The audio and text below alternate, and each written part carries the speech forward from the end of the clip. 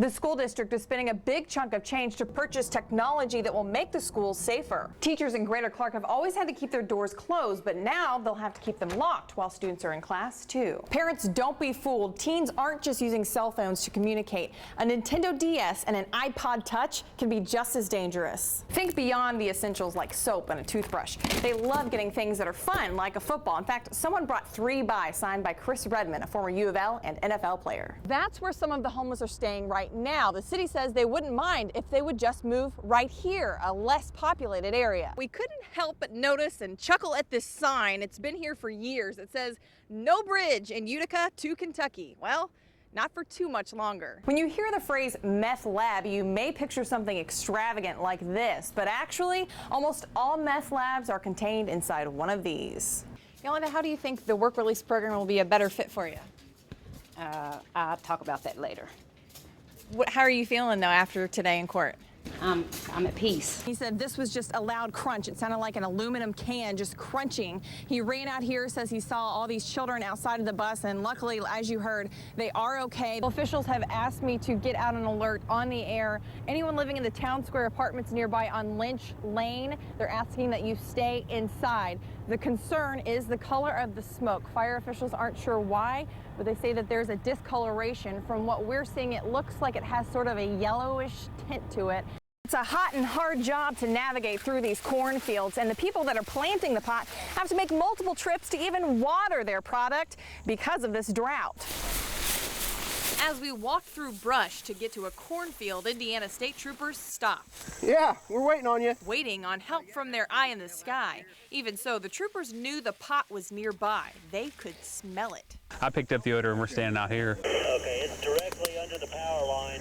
With the plane buzzing overhead, we trek through a cornfield in Scott County known to have pot. Tell Kara I'm waving a corn stalk on there.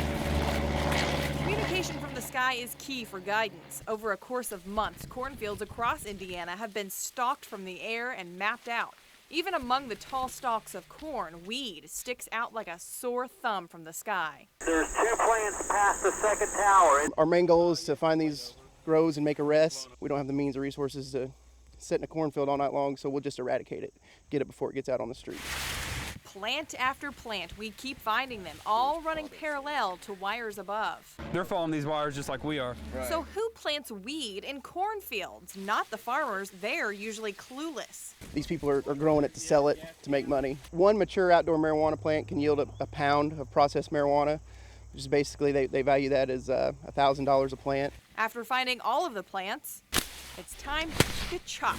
The troopers carry back bundles of plants worth thousands of dollars, and this is just the first cornfield of many. No arrests this time, but collecting the plants is still important. It's a hallucinogen, it is addictive, and it's a gateway drug. This is just a small portion of pot that will be hauled off and burned. In the meantime, Indiana State Police asks if you have any tips on where marijuana might be growing, call them at the Sellersburg Post. Reporting from Scott County, Indiana, Rachel Collier, WDRB News. So much smoke coming out of here. Where's she at inside the house?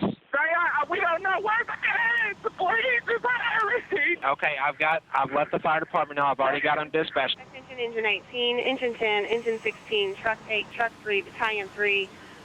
Respond on a box alarm. Engine 18 responding. Male inside the location, unable to get out. He's bedridden. As firefighters arrived to the home on South 3rd Street, chaos continued. Command Engine 16 or Truck 3.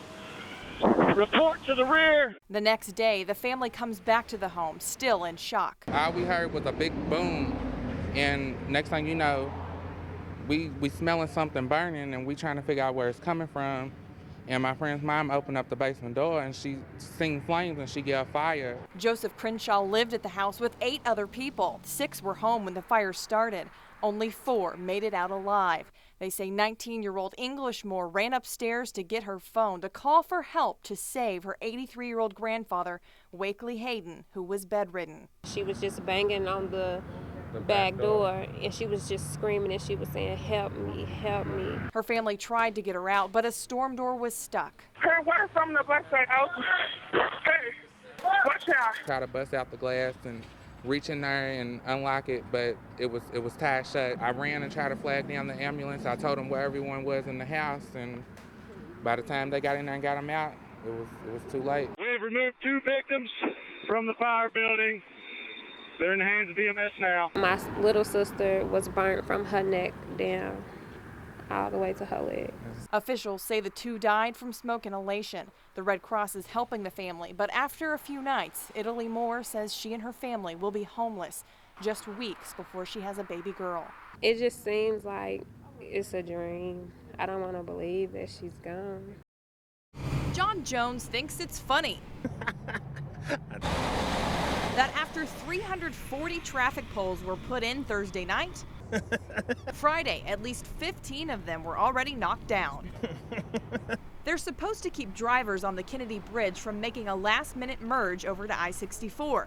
They cost 20 grand, and Jones thinks that is a waste of money. It's like a joke. It really is like a joke because it's not going to help any. Anything's going to cause an accident. In October, NDOT installed poles that were 2 feet tall. They didn't stand a chance. So many people shoot up the left side and cut in at the last minute. The new posts are double the size, more durable, and have reflectors. During our drive across the Kennedy, blown out poles kicked to the curb and large gaps are left behind. Yeah, I mean, it's crazy. I mean, really, what is it going to serve? What is it supposed to do? I mean, you put them little flimsy things up, people, big trucks and everything just runs over them. It was pointless the first time, and this time's not any different. It's just another waste of our money. They should put the concrete barriers in and be done with it. But concrete barriers won't work either. Andrea Clifford with the Transportation Cabinet says they'd be too wide. She says the actual posts are strong, but the bonding may not have set. The posts themselves did not break away. It's actually the base coming unattached from the pavement. Clifford says drivers need to pay attention. After all, the poles are there for a reason. People gonna still do what they want to anyway, so it doesn't matter what you do. You become a lot stronger than you think you are going through this whole process. 6-year-old Joe Charles O'Brien shows no fear as he's strapped in for his last radiation treatment for a brain tumor. He's been doing this every day for the past 30, and the staff says he's braver than some adults. He even comes out smiling. Listen, if I told you needed 30 more treatments, would that be okay with you? No. For his last radiation treatment, he gets a certificate and even a few gifts. But the biggest present of all is up next. Unfortunately, I think Joe Charles is going to enjoy it a little bit more than most, though. Joe Charles will celebrate with some pie piled high with whipped cream and topped with chocolate. Do you want to do it or you not want to do it? I want to do it. And he'll share the whole thing with his cancer doctor. Joe Charles shows no mercy. Look at the pan. Payback tastes good. It's actually very tasty. But not for long. It still didn't taste good as a pie. No, it didn't taste good at all. Cancer doctors do miraculous work, but they have to put kids through intimidating treatments. It's a small price to pay for letting someone like Joe Charles get successfully through his treatment. Dr. Craig Silverman always lets his kid patients torture him after completing treatment. I've had water balloons thrown at me. I've been asked to dress in drag. Noodle arm. Family members get to see Joe Charles laugh just like any other kid. And the goodness that has come out of this has been amazing for us.